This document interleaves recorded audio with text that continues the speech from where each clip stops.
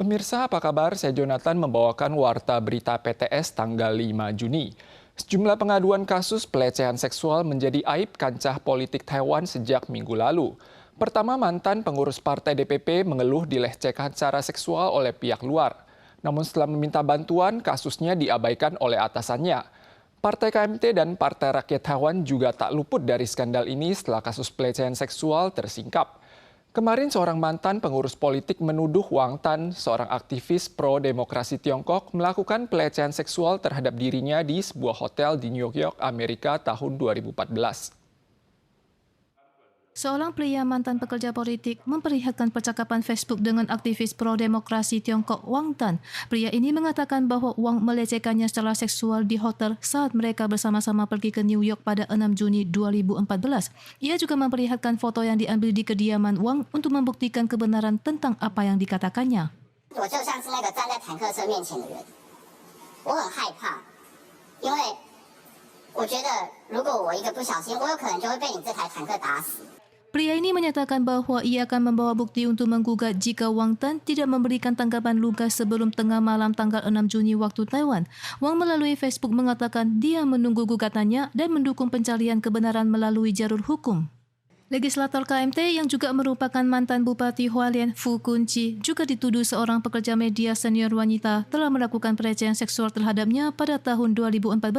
Fu mengeluarkan tanggapan yang menekankan bahwa dia tidak pernah menggunakan wewenangnya untuk melecehkan wanita atau bawahannya selama 20 tahun karir politiknya dan siap untuk diusut. Selain itu, pada tanggal 4, seorang netizen pria melalui Facebook menuduh 8 tahun silam dia dilecehkan secara seksual oleh Ho Chi Wei yang merupakan anggota Dewan Kota Taipei saat itu dan legislator DPP saat ini. Ia menyebut bahwa Ho tidak hanya menyentuh tangannya, tetapi juga menulis nomor ponsel di lengannya. Ho mengeluarkan pernyataan maaf atas ketidaknyamanan yang ditimbulkannya saat itu. Di sisi lain, wakil peneliti gudang data KMT yang bernama Albert Cheng juga dituduh melakukan pelecehan seksual jangka panjang terhadap wanita. Pada tanggal 4, Albert melalui Facebook meminta maaf kepada wanita yang tersinggung oleh ketidaksengajaannya. Kasus pelecehan seksual bukan cuma terjadi dalam kancah politik saja. Menurut survei, sekitar 200.000 pekerja di Taiwan pernah mengalami pelecehan seksual di tempat kerja dalam 1 tahun terakhir. Mencakup 140.000 wanita dan 60.000 pria.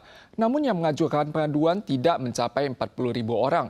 Malah ada korban yang mengaku tidak ada perbaikan kondisi setelah pengaduan tersebut. Serentetan skandal pelecehan seksual belakangan ini telah menimbulkan polemik. Menurut survei kesetaraan ketenagakerjaan di tempat kerja tahun 2022 oleh MOL, ada sekitar 200.000 pekerja yang mengalami pelecehan seksual di tempat kerja dalam 1 tahun terakhir. 140.000 diantaranya adalah wanita dan 30.000 adalah pria. Masing-masing hanya 30.000 dan 9.500 diantaranya yang mengajukan pengaduan. 当然要说出来，因为你如果不说出来，等于是助长这样子的情况一直发生。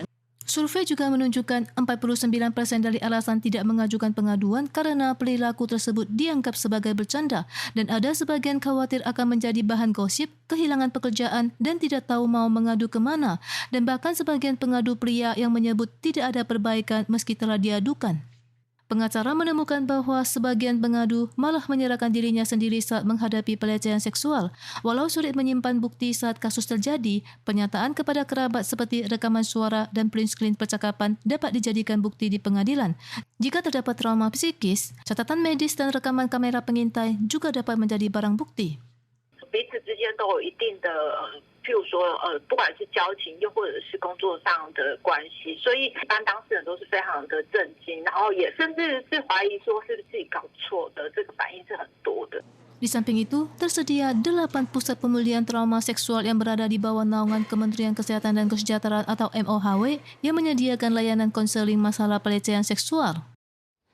Skandal pelecehan seksual di Taiwan kian merebak. Hari ini sejumlah kelompok wanita bersama-sama mengimbau pemerintah untuk mengubah UU dan merancang sistem pencegahan pelecehan seksual yang sempurna di tempat kerja untuk memberantas kasus pelecehan seksual secara efektif. Kasus pelecehan seksual di tempat kerja terus merebak dan semakin banyak korban yang berani mengungkapkannya. Pada pagi ini, beberapa organisasi wanita bersama-sama menggelar konferensi pers menyatakan faktor utama terjadinya pelecehan seksual di tempat kerja adalah relasi wewenang dan sistem pencegahan dan pengendalian hukum yang tidak sempurna. 我们大概发现会有7到8成的被害人是选择不申诉、沉默的，也有接到一些的这种申诉，事实上是非常的受到2度的一个伤害。 Organisasi wanita mensinyalir meskipun UU Kesetaraan Gender dalam Pekerjaan menetapkan perekrut harus melindungi dan bertanggung jawab untuk mencegah pelecehan seksual terhadap peramal kerja dan karyawannya, tetapi tetap saja menimbulkan celah besar jika perekrut sendiri adalah pelakunya. Organisasi wanita menyerukan pembentukan sistem pencegahan dan pengendalian pelecehan seksual di tempat kerja yang komprehensif. Selain itu juga mengimbau untuk merevisi UU dan peraturan terkait pelecehan seksual di tempat kerja, melengkapi sumber daya layanan bagi korban pelecehan seksual untuk memberikan bantuan yang lebih optimal. Pergumulan antara Amerika dan Tiongkok menimbulkan adegan berbahaya di Selat Taiwan. Kapal perang Tiongkok nyaris membentur kapal perang Amerika tanggal 3, sehingga kapal Amerika terpaksa mengubah arah. Dalam dialog Shangri-La di Singapura, Menteri Pertahanan Amerika dan Tiongkok melanjutkan konfrontasi terkait masalah Selat Taiwan. Menteri Pertahanan Tiongkok menegaskan kembali bahwa mereka tidak akan melepaskan reunifikasi Taiwan dengan cara militer. Saat kapal perusak USS Chung Hoon dan kapal patroli Montreal Kanada berlayar melalui Selat Taiwan, sebuah kapal perang Tiongkok melaju kencang dan memotong haluan kapal Chung Hoon sehingga nyaris bertabrakan. Akhirnya kapal Chung Hoon terpaksa mengurangi kecepatan dan mengubah arah untuk menghindari benturan. Pada tanggal 3, Menteri Pertahanan Amerika Lloyd Austin baru saja berjanji untuk mempertahankan status quo di Selat Taiwan, menekankan bahwa Amerika tidak akan mentolerir pemaksaan dan intimidasi Tiongkok terhadap sekutu dan mitranya. Menteri Pertahanan Tiongkok tanggal 4 menegaskan kembali bahwa mereka tidak akan melepaskan reunifikasi Taiwan dengan cara militer. Hujan petir terjadi di sejumlah tempat tadi malam. Biro Cuaca Pusat mengeluarkan peringatan hujan petir untuk kota Kaohsiung. Banjir juga terjadi di banyak tempat. Hujan lebat jangka pendek diperkirakan masih akan turun dalam 2 hari ini. Warga diminta berhati-hati.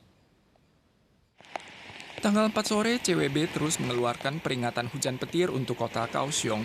Hujan deras menyebabkan banjir di distrik Xinxing, Lingya, dan Yancheng. Menanggapi hal ini, Pusat Pengelola Air Pemkot Kaohsiung mengeluarkan peringatan level 3. Namun sayangnya hujan deras dan cepat ini hanya turun di perkotaan dan bukan di kawasan terkonsentrasi. Hal serupa bukan hanya dialami di Kaohsiung, hujan lebat juga turun di daerah pegunungan Yilan dan Hualien. Jalur Tai nomor 9 pada jalan tol Suhua sempat ditutup akibat longsor batu. Namun kini lalu lintas telah kembali normal. Pemirsa sekalian, sekian Warta Berita dari PTS. Kita soal lagi di lain kesempatan. Sampai jumpa.